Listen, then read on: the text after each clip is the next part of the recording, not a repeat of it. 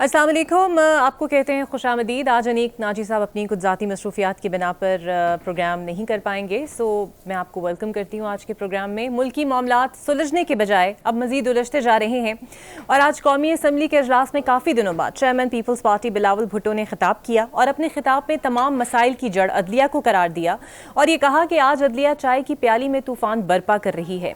एक जमात से इंतखाबी निशान लिया और फिर उसी अदलिया ने जो मांगा वो भी नहीं दिया, जबकि सीटें ऐसे दी गई जैसे कोई टॉफी हो। उन्होंने कहा कि एक इदारे का तो ये हाल है कि इंसाफ भी देता है और डैम भी बनाते हैं, जबकि समोसे और टमाटर की कीमतों का तयन भी कर सकते हैं। यानी बिलावल भुट्टो की जानिब से अदलिया बामुकाबला पार्लियामान का महाज मजीद गर्मा दिया गया है।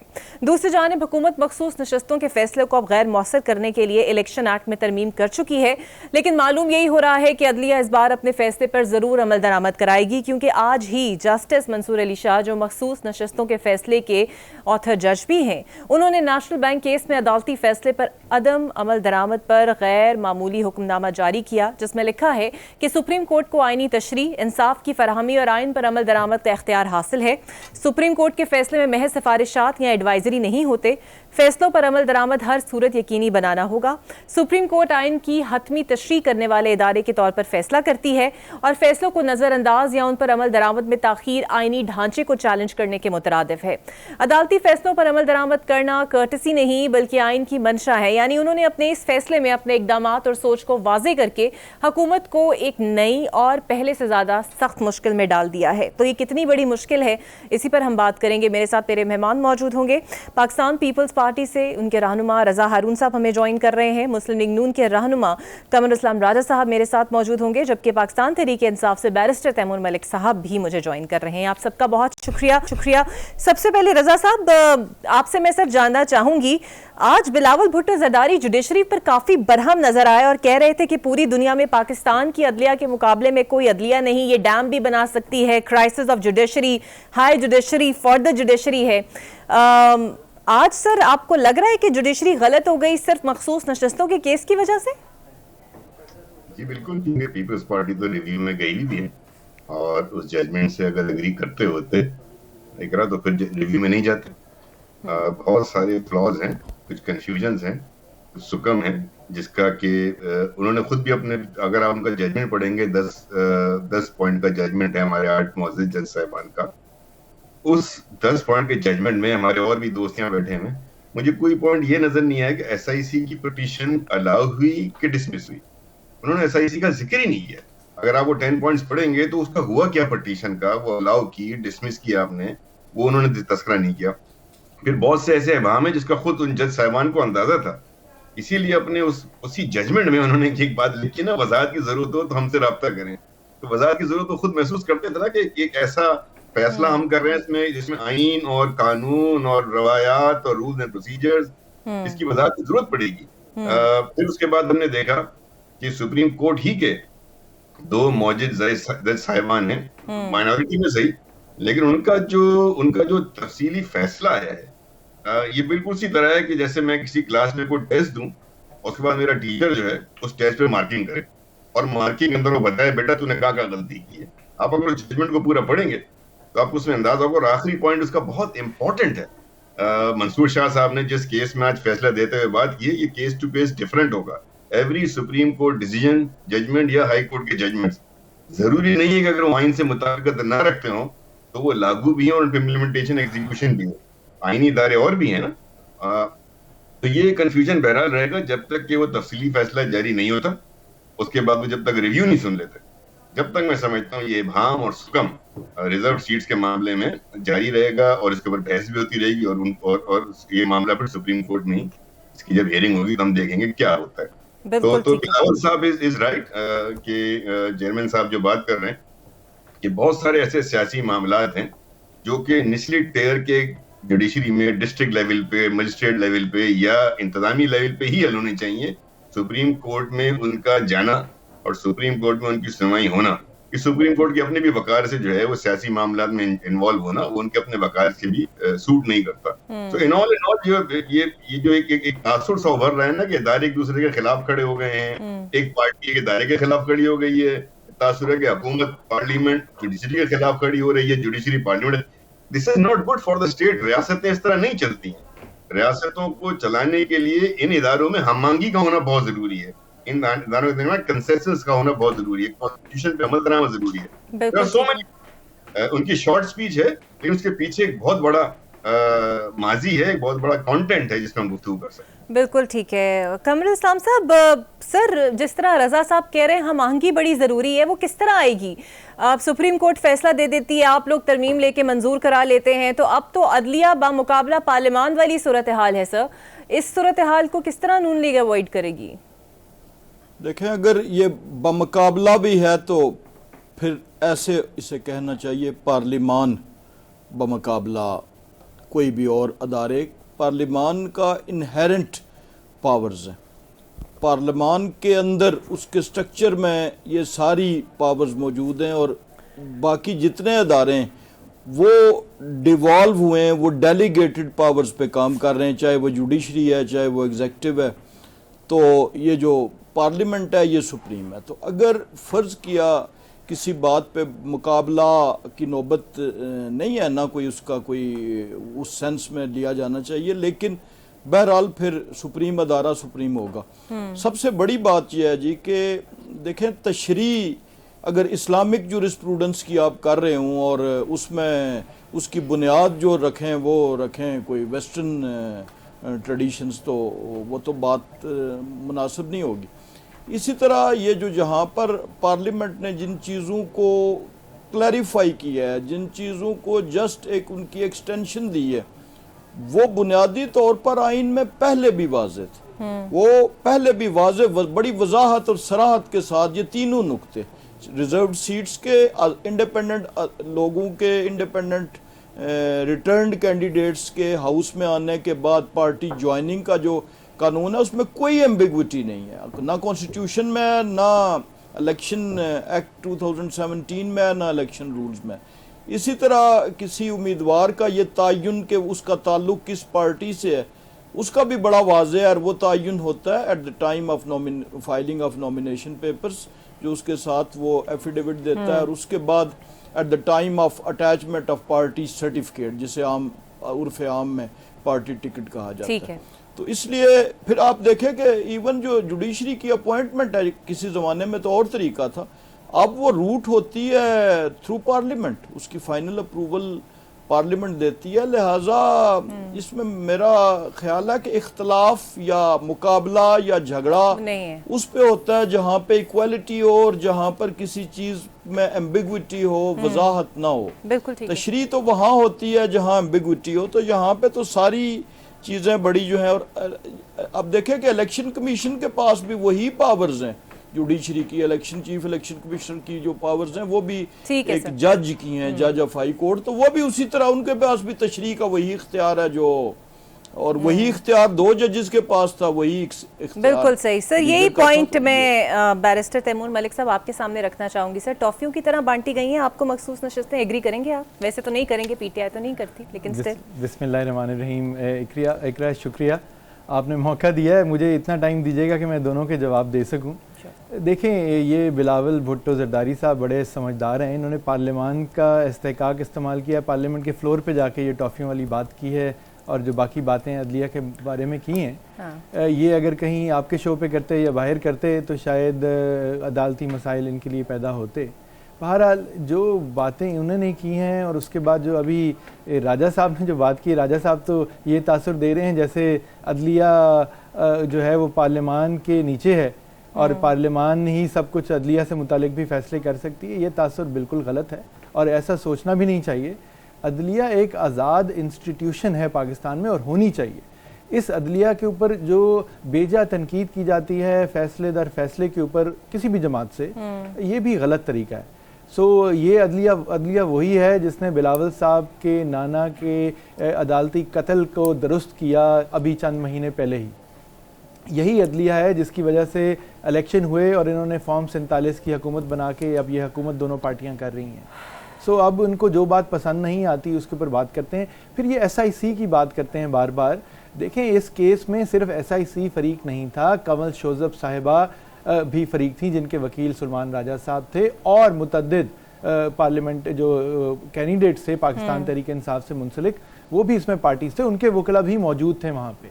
तो ये केस उस तरह चला था, मेरे जैसे के पास जो मुझे 8 फरवरी के लिए जो पीटीआई की टिकट दी गई थी वो आज भी मेरे पास है, जो कि आरओ के पास होनी चाहिए थी, क्योंकि आरओ ने रिसीव ही नहीं की। आरओ ने खाने के अंदर लिखने का नहीं माना कि आप पार्टी का नाम लिख सकें। तो उन वाक़यात को देखते हुए सुप्रीम कोर्ट ने ये पूछा था इलेक्शन कमीशन से कि ये बताएं कि हमने जब आपने हमारे फैसले की तशरीह गलत की, जनवरी के फैसले की, आपको किसने कहा था कि पाकिस्तान तहरीक इंसाफ का उम्मीदवार नहीं हो सकता, बल्ले का निशान नहीं हो सकता? अगर निशान नहीं हो सकता तो अपने आपने आरओज को क्या इंस्ट्रक्शन दी थी? इलेक्शन कमीशन ऑफ पाकिस्तान और अटॉर्नी जनरल ऑफ पाकिस्तान के पास कोई जवाब नहीं था इन सवालात का। तो बात इस तनाजुर में हो रही है कि किस तरह इलेक्शन कमीशन की गलती जो है, हुकूमत की जो गलती थी, उसका बोझ हम क्यों उठाएं? इसलिए पीटीआई को ये सीटें जो हैं वापस मिली हैं। अब इन्होंने क्या किया? इन्होंने जो काला कानून बनाया है, कानून बनाना अच्छी बात है और वो पार्लियामान का इस्तेकाक है, पार्लियामान कानून साजी के लिए बालादस्त है, लेकिन इन्होंने क्या किया, ये माजी के चीज़ों के ऊपर इतलाक करने की कोशिश कर रहे हैं। रेट्रोस्पेक्टिव इफेक्ट लॉ का अच्छे कानून का नहीं होता, इस पर बहुत जजमेंट्स मौजूद हैं पाकिस्तान की भी और बाहर की भी। और इलेक्शन कमीशन जैसे सब अलाइन है, ये इलेक्शन कमीशन को भी आज़ाद होना चाहिए, हुकूमत के नीचे नहीं होना चाहिए। इलेक्शन कमीशन शायद इसी इंतज़ार में आखिरी मिनट तक था कि ये लॉ आ जाए तो हम नोटिफाई नहीं करेंगे रिजर्व सीट्स के जो लिस्ट जमा कराई गई है पीटीआई की तरफ से। तो मिले जुले काम तो ये कर रहे हैं। जब ये पार्लियामेंट ये सुप्रीम कोर्ट के आगे चीज़ें जाएंगी उसके ऊपर फिर बात होगी। एक बात मैं आखिरी इसमें करूंगा कि आर्टिकल 51 कॉन्स्टिट्यूशन का जो रिजर्व सीट्स की बात करता है, सुप्रीम कोर्ट ने असल में फैसले में उसकी तशरीह की है। इन्होंने भी शुरू में ऐसी बात की कि जी मज़ीद वाज़े करने की कोशिश की है इस कानून के तहत। देखें, जब सुप्रीम कोर्ट एक आइन की शिक की तशरीह कर देती है तो उसके लिए एक सादा कानून बना के उस फैसले को आप नहीं रोक सकते। आपको उसके लिए आइन में ही तरमीम करनी चाहिए और आइन में ही तरमीम करके उसकी वजाहत बढ़ानी चाहिए। अच्छा, मुझे ये बिल्कुल सही, मुझे जरा मौका दीजिएगा। रजा साहब, ये जो बात कर रहे हैं आइन में तरमीम करनी चाहिए, इसमें तो कोई दो राय नहीं है कि ये पार्लियामेंट का काम है आइन बनाना, कानून बनाना, और उसके बाद सुप्रीम कोर्ट तशरीह कर सकती है। लेकिन जो आज जस्टिस मंसूर अली शाह का बयान है कि ये सिर्फ एडवाइजरी नहीं होते, हमारी महज सिफारिशात नहीं होती, फैसलों पर अमल दरामद हर सूरत यकीनी बनाना होता है, ये इस बात की नवीद देता है सर स्टेटमेंट कि everything is not fine and they are not happy with the amendment जो की है नून लीग और पीपल्स पार्टी ने। मैं एकरा बड़ा मोहतात गुफ्तगू करना चाहता हूँ जजमेंट के हवाले से। मंसूर शाह साहब ने एक खास मुकदमे में वो बात की है। I don't think he is addressing the parliament. अगर वो ऐसा कर रहे हैं तो ठीक नहीं कर रहे थे कि किसी मुकदमे के जजमेंट में बात करते हुए डांट रहे सास को और क्या कहते हैं बहू को डांटना और सास को मुखातिब करना, ऐसे ना करें।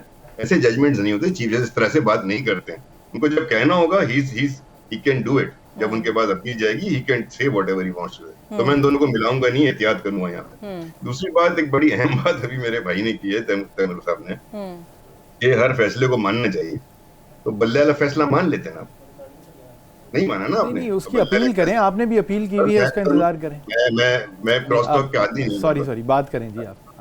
मैं कह रहा हूँ बल्ले का फैसला मान लेते और 10 फैसले जो तरीके इंसाफ मान लेती, नहीं मानती थी ना, खड़ी हो जाती थी, बात करती थी।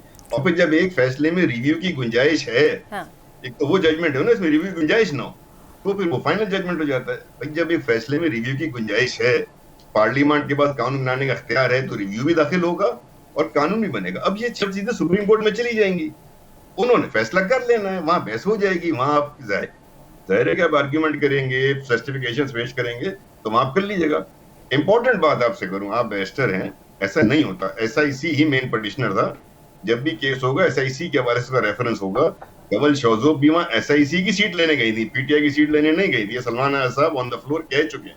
जब उनसे जज साहब ने पूछा पीटीआई नहीं, उनका नहीं, मैं कवल शौजोब साहब की एसआईसी की सीट की बात कर रहा हूँ। तो ये तो फैक्ट्स है ना, हम हिस्टोरिकल फैक्ट्स और ट्रूथ को तो ना डिनाई करें। तो मुझे ये बताएं ना, मैं आपसे पूछ रहा हूँ ना कि क्या हुआ, एसआईसी की पिटीशन डाला हुई या डिसमिस हुई? अपील अलाउ होती है, डिसमिस होती है ना तैमूर भाई? क्या हुआ दोनों में से? कोई 10 पॉइंट में से एक भी तस्करा है उसका? आपने 10 पॉइंट्स यकीनन पढ़े होंगे 8 मस्जिद जैसे साहिबान के। मैंने तो कहीं नहीं पढ़ा। I never found anything whether they have allowed the appeal or they have dismissed the appeal. तो बहुत इंपॉर्टेंट क्वेश्चन है ना। बेसिक वकील आप समझते हैं इस बात को। जजमेंट जो है वो तो एक अपील की बुनियाद पर, फिर उस अपील का अपना डोमेन था।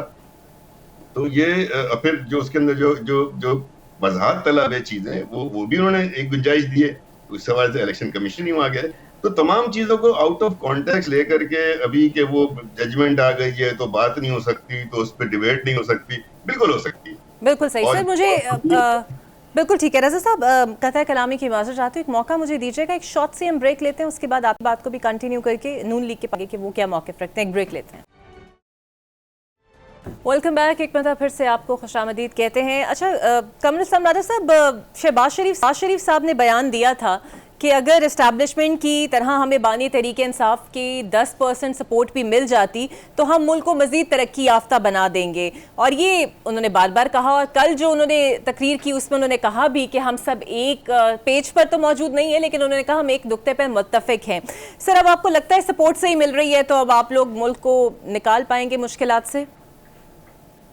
जी कल तो इत्तफाकन एक स्टेज पे भी मौजूद थे, तो जब ये बात उन्होंने की तो ये बिल्कुल बजा है, क्योंकि अब इस चीज़ का इदराक पैदा हो गया है सियासी जमातों को भी, संजीदा सियासी रहनुमाओं को भी, अपना इस्टेब्लिशमेंट को भी, ब्यूरोक्रेसी को भी, और तमाम जो मकातबे फ़िक्र हैं कि अब हमारे पास कोई ज़्यादा मौक़े नहीं है, rather it's the last chance, और ये भी लास्ट चांस भी शायद एक्सटेंशन ऑफ डिफरेंट चांसेस है, तो उसके असरात सामने आ रहे हैं। इससे पहले जो एक अमल होता था हमेशा से कि अगर पॉलिटिकल गवर्नमेंट कुछ करना चाह रही है तो कहीं पे आप बहुत सी मिसालें देख लें, पाकिस्तान स्टील की एक टाइम पे, उसके बाद के नुकसानात देखें कि जब एक अदालती फ़ैसले के ज़रिए उसे रोक दिया गया था, रेकोडेक का मामला था जो एक इंटरनेशनली हमें शर्मिंदगी उठानी पड़ी, और फिर तहरीक इंसाफ के दौर में ही फिर मजबूरन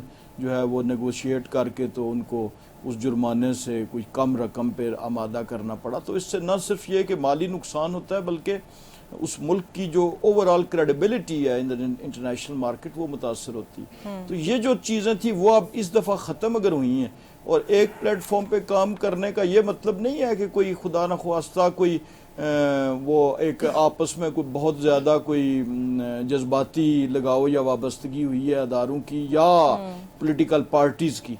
सारी पॉलिटिकल पार्टीज़ की अपनी आइडेंटिटी है, लेकिन सवाए एक जमात को कि जो अभी तक उस मैन धारे में नहीं आई। ये देखिए आप जमात इस्लामी का देख लें कि वो उन्होंने धरना दिया था, लेकिन जब उन्होंने सारे उन चीज़ों का उन मुज़ाकरात के दौरान उन्हें इन सारी चीज़ों का पता चला, इल्म हुआ कि क्या क्या मसाइल हायल हैं, किस तरीके से हल किया जाता है, तो उन्होंने बखुशी उस मुल्क के वसी तर मफाद में अपने धरने को मौखर किया। अब वो IPPs सर, वो जो IPPs वाला जो उनका मुतालबा था उस पे आपने उनको आराम कर लिया है या वो कामयाब हो गए हैं कि ये मसला हल कर दें?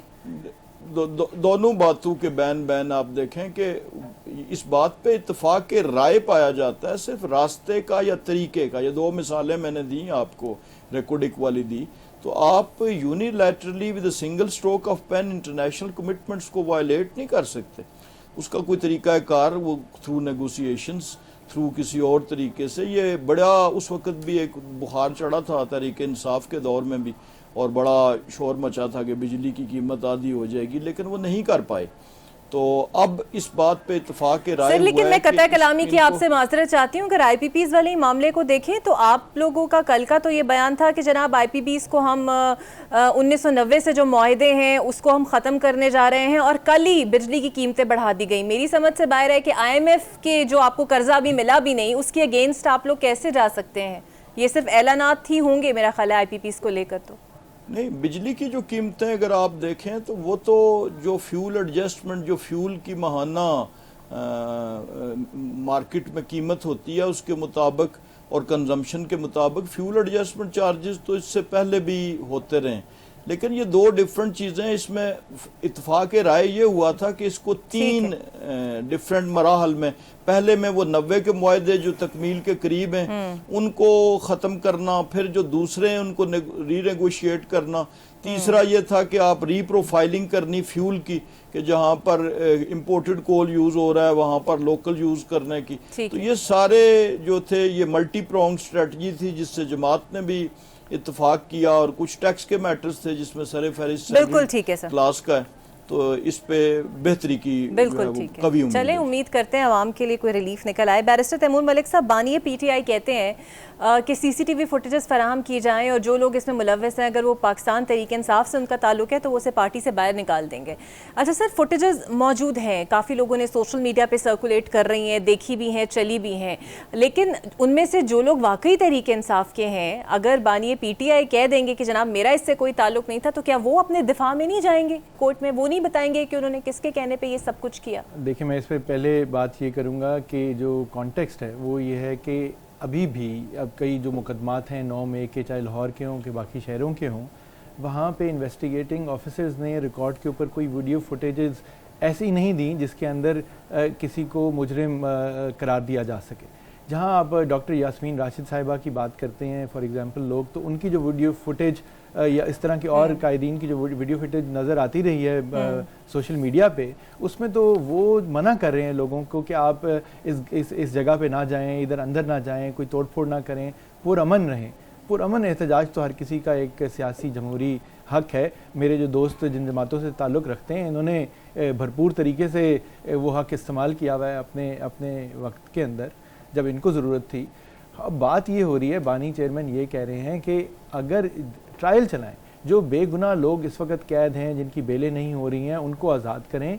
अगर किसी ने जिसने तोड़ फोड़ की है, कुछ तो हुआ है, वो जो लोग मुलव्वस हैं आप उनको आइडेंटिफाई करें और वो ट्रायल फेस करें, एक फ्री एंड फेयर ट्रायल हो और उनको उसके हिसाब से जो उन्होंने गुनाह किया उसके हिसाब से मुनासिब सज़ा दी जाए। सो इस पे तो कोई अब दो राय नहीं है। हम सब भी आके यही कहते हैं कि जो कोई आर्सन के वाक़यात हुए, कोई तोड़ फोड़ के वाक़यात हुए हमारे अपने कौमी असासों के, उनका बिल्कुल एहतसाब होना चाहिए, लेकिन आप बेगुनाह लोगों को नहीं रख सकते। आज से कुछ दिन पहले मैं खुद वकील पेश हुआ लाहौर के ATC के अंदर, तो एक दिन के अंदर 9 मई के मुकदमात में 15 लोगों की बेलें फाइनली कंफर्म हुई, आज कोई 15 महीने के बाद शायद जाके, और 2 लोग जो थे वो बेगुनाह डिक्लेयर कर दिए गए उस दिन।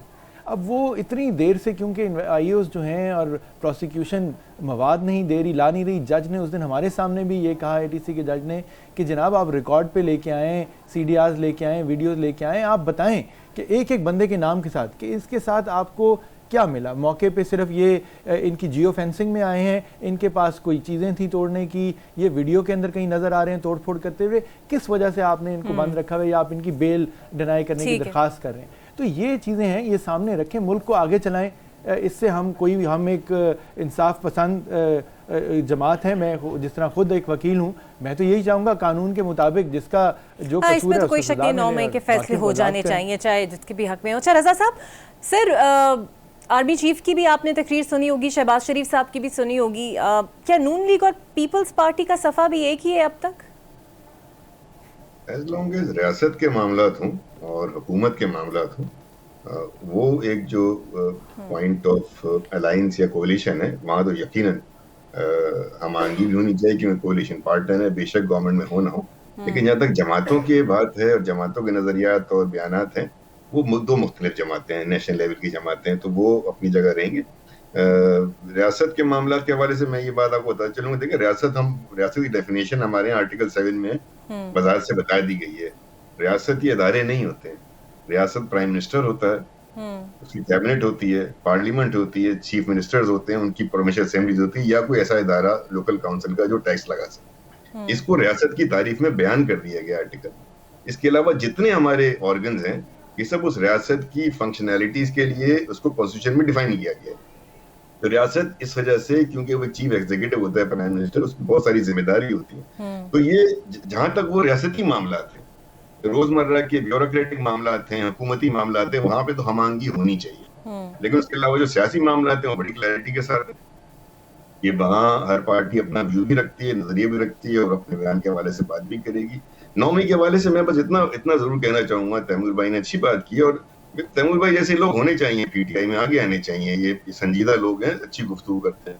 लेकिन 9 मई को जो प्रॉब्लम हो गई है ना, वो ये हो गई है कि अब खान साहब ने एक बात तो मान ली है ना, कि मैंने कहा था, बावजूद किसी वजह से भी कहा हो कि जब मैं गिरफ्तार हूं तो आपने GHQ जाना है। जब once you have said it as a party leader, और यकीनन पॉपुलर लीडर हैं, उनके हवाले से लोगों के जज्बात मुख्तलिफ होंगे, और उनके हवाले से लोगों के जज्बात में जो है, ज़ाहिर है, जब अरेस्ट किया जाएगा तो जज्बात का इजहार करना चाहेंगे।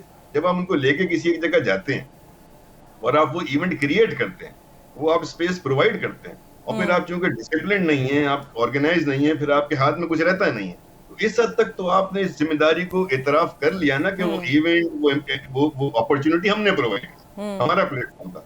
ये जरूर बात है कि जी उसमें कोई एक बात हो सकता है, चले मान लिया शरपसंद आ गया होगा और उसने पहला पत्थर फेंक दिया होगा, फिर जाहिर है मॉब में क्या होता है, हम सियासी लोग हैं ना, मॉब में क्या होता है, कमरुल इस्लाम भाई बैठे हैं, तैमूर भाई बैठे, मॉब तो फिर शुरू हो जाता है ना एक आदमी को। तो आपने वो स्पेस क्यों प्रोवाइड किया भाई? आपको जीएचक्यू के बाद अपनी गिरफ्तारी की, रिहाई की वहां कौन सी तारीख चलनी थी? वहां कोई जज साहब बैठे हुए थे, मजिस्ट्रेट बैठे हुए थे, उधर को वजीर दाखिला बैठे हुए थे। तो मेरे हिसाब से ये जो उनका डिसीजन था, ये एरर है इस डिसीजन के अंदर, उनको ये नहीं करना चाहिए था। हाइंडसाइड में अगर वो जाएंगे, अगर पीछे जाएंगे, दोबारा ऐसा वाकया होगा तो वो ये कभी भी नहीं कहेंगे। लेकिन चूंकि वो इस बात पे इकरार कर चुके हैं और फिर हमने वीडियोस देखी हैं, आप सही फरमा रही हैं, मैं नाम नहीं लेना चाहता कि अपने रिश्तेदार वहां मौजूद हैं, पदवियों उठा के क्या क्या कर रहे हैं, हम सब देख रहे हैं ना। तो आज मुझे एक बात याद आ रही है हमारी पिछली से पिछली पार्टी की कि वो हमारे वो वाले लीडर भी जो कुछ भी कहे जाया करते थे और हम बैठ के बता रहे होते थे कि उनके कहने का मतलब ये नहीं था, ये था। हाँ। वो ये नहीं कहना चाह रहे थे, ये कहना चाह रहे थे। तो आज मैं यही पोजीशन देखता हूँ तैमूर भाई की या दीगर लोगों की, वो बेचारे बैठकर जो है वो डिफेंड कर रहे होते हैं। भाई उन्होंने कह दिया ना, अब उसमें डिफेंस ही नहीं है उसके अंदर कोई। तो ये ला ताल्लुकी इज वेरी डेंजरस। बिल्कुल ठीक है। अच्छा कमरुल, अपने कारकुनान से ये कहना as a party leader is a very dangerous concept in politics, कि आपने लीडर होके अपनी उसको ओनरशिप करने के बजाय आप ये बोले जो मुलविस है उसको सजा दे देंगे। नहीं, you are responsible, your leadership who was there, they are responsible. वो तो बेचारा कारकुन है ना, मासूम, वो मासूम सजा पा जाएगा। और उसको इंस्टिगेट करने वाला, उनको स्टार्ट करने वाला, वो ये साफ कह रहा है कि जी मेरी तो जिम्मेदारी नहीं है। बिल्कुल ठीक है। This is as a political leader, it's not a very good sign. बिल्कुल सही। अच्छा कमर जमार साहब, सर मैं आपसे ये जानना चाहूंगी कि अटॉर्नी जनरल से मुखातिब होकर चीफ जस्टिस ने एक और बात कही। वो कहते हैं कि ब्यूरोक्रेट्स ने मुल्क का निज़ाम संभाल रखा है और आपको इल्म ही नहीं कि चीज़ें कैसे हो रही हैं, गुलामी की जंजीरें तोड़ दें। सर कौन सी गुलामी की जंजीरें, और क्या वाकई सारा कंट्रोल ब्यूरोक्रेट्स के हाथ में है? हालांकि जमहूरियत है, आप लोग हुकूमत में हैं। देखें, जो सिस्टम होते हैं वो हमेशा से ब्यूरोक्रेट्स ही चला रहे हैं ना। पॉलिसी देना, उस पॉलिसी को इम्प्लीमेंट करना, उनको टेक टू टास्क करना, उनसे जवाबदेही लेना, जवाब तलबी करना, उनकी अकाउंटेबिलिटी करना, ये तो कैबिनेट का और गवर्नमेंट का या पॉलिटिकल गवर्नमेंट का काम है। बाकी तो दुनिया भर में आप देखें कि अमेरिका में भी जब इलेक्शन आता है तो प्रेसिडेंट और जो उनकी काउंसिल होती है, जो उनके सेक्रेटरी ऑफ स्टेट्स यानी मिनिस्टर्स होते हैं, वो रिप्लेस होते हैं ना। बाकी तो पॉलिसी वही चल रहे हैं। अगर कोई कहे जी कि जिले को डिप्टी कमिश्नर चला रहा है तो इसमें कोई सीक्रेट तो नहीं है। डिस्ट्रिक्ट को इसी तरह अगर पुलिस डिपार्टमेंट है तो लॉ एंड ऑर्डर या दीगर चीजों को पुलिस देख रही है। तो मेरा ख्याल है ये तो उन्होंने कोई ऐसी बात नहीं की कि जो कोई नई हो या कोई अछूती हो।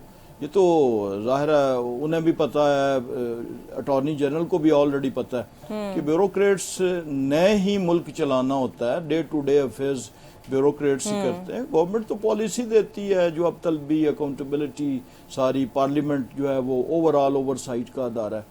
तो इसमें कोई ऐसी चीज नहीं है। बाकी ये जी कोई अचंबा नहीं है इसमें। बिल्कुल सही। बैरिस्टर तैमूर मलिक साहब, सर बानी पीटीआई को क्यों लगता है कि हुकूमत 2 महीने की मेहमान है?